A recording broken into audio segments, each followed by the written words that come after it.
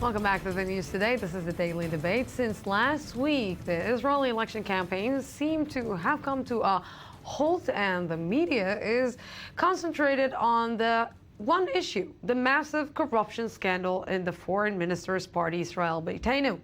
Since last week, several people connected to Yvette Lieberman's party have been arrested. Analysts are talking about the effect it could have on the party, and the Israeli public remains with the question, how corrupt is the Israeli government system? With me is former Israeli Foreign Minister, Mr. Danny Ayalon. Ambassador Ayalon, good evening. Good evening, Lucy. And also Amir Oren, defense and government analyst for our daily newspaper. Good evening. Good evening to you, Gentlemen, Lucy. before we will talk how corrupted is the Israeli government or system or whatever, let's see what our viewers had to say about this. Nourid, good evening. Good evening, Lucy. So beginning on a cynical note, I don't think there's any nation whose politics have not witnessed corruption, but when scandals like this Israeli one come up, perhaps we need to ask if the two are in fact separable and what does it depend on. So that's what we asked our viewers today, namely, is corruption an integral part of politics? Our poll, I can't say surprised me too much. We had 84% saying yes, and 11% of optimists, at least, who said it is not actually an integral, inseparable part of politics. I'll show you a few of what our viewers had to say in our comments. David said corruption is an integral part of everything, not just politics, and it's in a direct relationship with the amount of money involved. An interesting point to look at in the Israeli case. Idol said, and luckily the internet is causing serious transparency. One by one, the corrupt politicians will be gone. I'm very positive about this outcome, he says. So not sure if he's actually being cynical or not, but let's take it for the optimistic side. Perhaps social media and the transparency we see on the internet actually can push some of these corruption scandals to be exposed where they wouldn't have in the past. Pierre said no to say that corruption is a constant in political life is excessive. He says local elected officials are fighting every day courageously to defend certain ideas, and we must not reduce politics to a minority and stop to see the glass half empty. So there's a good sort of positive note. We do have to look at those who are not part of the sort of dirty side of politics. And Jake ended saying, certainly, the reality is that it's us voters that allow it to happen most of the time. He says people like to complain a lot. We, of course, know this. Everybody knows this. But citizens need to take responsibility and act for what they believe in. So an interesting point to sort of end on, that if corruption is indeed, as many of us feel, an inevitability in politics, how much of the responsibility rests on the system versus on the people it serves? So with that question, I'll pass it back to you. What are you hinting there, Nourid, that we know this?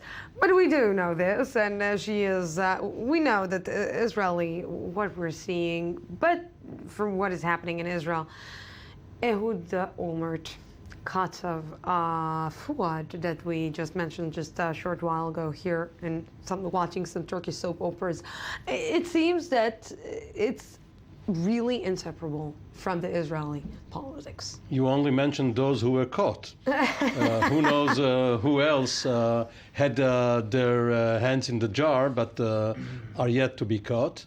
And by the way, your viewers, apparently there are 84% realists and 11% naive. Or not to say foolish. No, not your viewers couldn't be. However, it is not certain that the general population is more honest than the politicians. You know, in the third world, when a policeman gives you a ticket for $100 and you pay him $20 to forget it, you each come out ahead. And I'm not sure that in Israel, if it was possible to do it without the policeman hauling you into the station, people wouldn't have done it. But this is beside the point. You don't know if people are not doing it right now. Well, I think the Israeli police itself is basically honest. Those generals who were caught usually had nothing to do with corruption, more with harassment. But going back to politics and corruption, what is this scandal all about? Apparently, there are lobbyists and other middlemen who come to various local officials and tell them, listen, we can get you $1 million in extra budgets if you kick back $100,000, 200,000 to us, and we have an arrangement with the politicians in the Knesset or sometimes in a government ministry in order to do it. And this is blatant. This is something that Israelis could have smelled in city halls. For instance, the Holy Land scandal. But in the government, in the Knesset, they hoped it would never come to this. It won't happen, but because it happens in the, let's say, more local governing systems and the local systems, what is allowing in the local system, and before I will ask you what is happening in Israel Beiteinu and what is happening in this party that is allowing so much corruption happening, what is happening in the local systems that is allowing this kind of behavior to flourish? Well, firstly, let me be more optimistic than my friend here, Amir Oren. I don't think that corruption is the rule. Corruption is the exception to the rule. And I believe, especially in Israel, I think we are not less corrupt than any other Western democracy in the world, probably even less so. Now, it is true that as you go down to the local levels, it seems like corruptions go up. By the way, it's a characteristic that is not only in Israel, in the United States as well. If you go down to the state level or to the district level or the city level, you know, it's almost third world. You know, I can talk about Louisiana or Arizona. There are many cases. Why is it? I think because there is not transparency, and the checks and balances somehow are diluted when it comes down to the local authorities. Local authorities have a lot of budget. The mayor has a lot of budgets, and he is also answerable to the people, but not in a transparent way. And I don't think also that the watchdogs are strong enough. And so long as in the local authorities the watchdogs are not completely separated from the apparatus of the local authorities, then it's more difficult to. But Lucy, you know. So what if I'm trying to understand what Danny here is saying is what is wrong here? Is it the problem of the system or the problem of the people that we're not able to be honest and direct and not take money under the table? Lucy, don't try to understand what Danny just said, because you're an Israeli and Danny, ever the diplomat, has been giving the Israeli case. He mentioned Louisiana and Arizona because there are no Israeli consulates in New Orleans or in Phoenix, so he won't be sent there as consul general to face the local governors.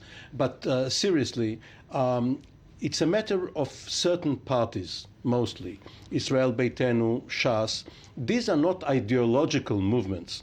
These are business enterprises, and their whole existence is predicated on getting budgets for their constituents, be they Russian immigrants or Orthodox Jews. They were set up in order to say, hey, there is a national pie, we want our slices, and by force of our mandates in the Knesset, we are going to give them to you, our constituents. This is fine. But while they are doing that, they are putting aside something for themselves. This is going to just really harm Avigdor Lieberman in the next election, because, and allow me to be a little bit skeptical, because although the investigation continued a year, and although we know that it's a long investigation, and just now it popped out, something is fishy. Something is fishy about the timing that now things are going out. When Lieberman is showing some signals to the left, Lieberman is going up in the polls, Lieberman is showing some kind of a leadership, it seems that Lieberman is going to, in one way or another, to somewhere else, not the leadership I'll tell you, chair. Lucy, even before this investigation became public, Lieberman was sliding in the polls quite severely. And this is, I think, because of his constituency that Amir was talking about is depleting. You know, he has the hardcore of the old veteran Russian immigrants, which are fading away by nature. And the younger generation of the Russian Israelis their patterns of voting is like other Israelis, and he doesn't show them anything unique. On top of that, he has been in government now in very, very decisive positions for the last 15 years. He has nothing to show off as a result in terms of any kind of successes and reforms. So he was sliding anyway. Also, there was a new generation of more, I would say, communicative leaders, like Naftali Bennett, who took his popularity on the right side. Mr. Lapid took his popularity on the civil side, on the marriage and conversions and all that. So he was actually looking for a new agenda. This is why he moved to the left. He also tried on a personal basis to show that he was the responsible adult. But it didn't carry. It didn't help him in the past. No, because exactly. He did was also some kind of taking care of social matters all the time. Every now and then, right. It didn't help him like it helped him being part of governments, but it didn't help him actually being a leader. Because it's not credible. Now, all this happens before the investigation. Now, with this investigation, I believe we will see a real free fall of Israel Beitenu to the extent that maybe I'm just getting this information because the last poll on Channel 2, Israeli Channel 2 News, shows that he went down from 10 mandates to 8, which is small. No, but it's a trend. It's a trend, and it will go on, and perhaps even signal his total collapse. Now, in earlier elections, he was lucky enough to benefit, for instance, from the disappearance of Anatoly Sharansky's party, which competed for the same electoral base. And there were other factors. A few years ago, 5 years ago, he was indicted already. And then the Attorney General thought about it for another year and a half and reversed his decision and did not prosecute him. And Lieberman thought that the justice system is fine.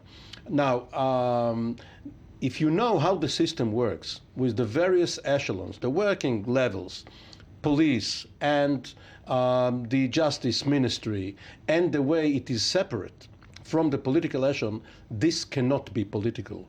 The timing of these arrests cannot be political because so many factors have to be weighed. When is someone going abroad and may botch the entire investigation? When is the right time to tape someone, to wiretap? When does the police have the same manpower it needs in order to raid 20 homes? It has nothing to do with politics. I want to ask you something personal because you were there. You were part of Israel Beitenu, and because I know that you're not going to be part of the elections because you're not going to be in Israel. Did you see these signs when you were there? Did you see something like that? That you started smelling this? I did not see it outright, and but I did get different appeals from party bureaucrats to help this, to help that, even to pay for interviews for these Russian media outlets, and I refused totally. In hindsight, and this is my friends who say, you didn't fit the system.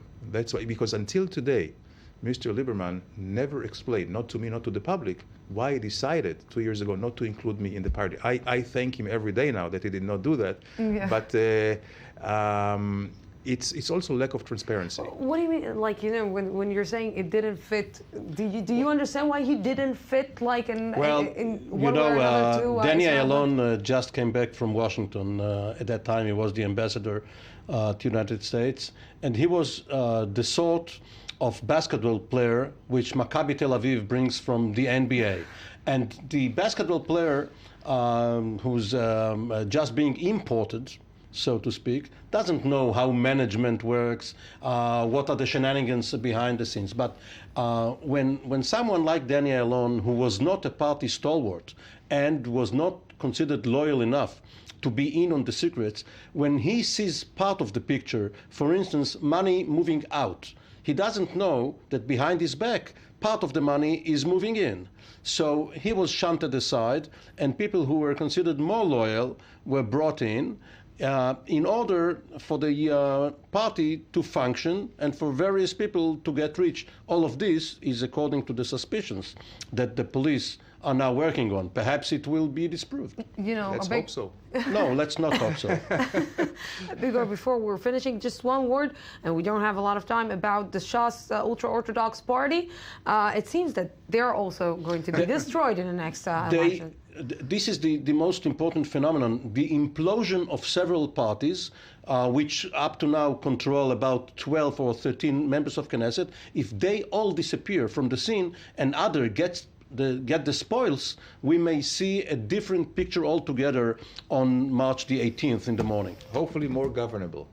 Hopefully, maybe two big parties that the people will understand that they need to go either to the left or to the right and make some more order. One more, something for you to say. In Hebrew, we're saying tzachak mishet tzachak acharon. Absolutely. The last one is He who laughs last. He Right. laughs. Exactly, he laughs last. Gentlemen, thank you very much for coming. We're going out for a small break, 2 minutes, and then we will continue laughing, but not actually laughing. We're going to the one-on-one. Don't go anywhere.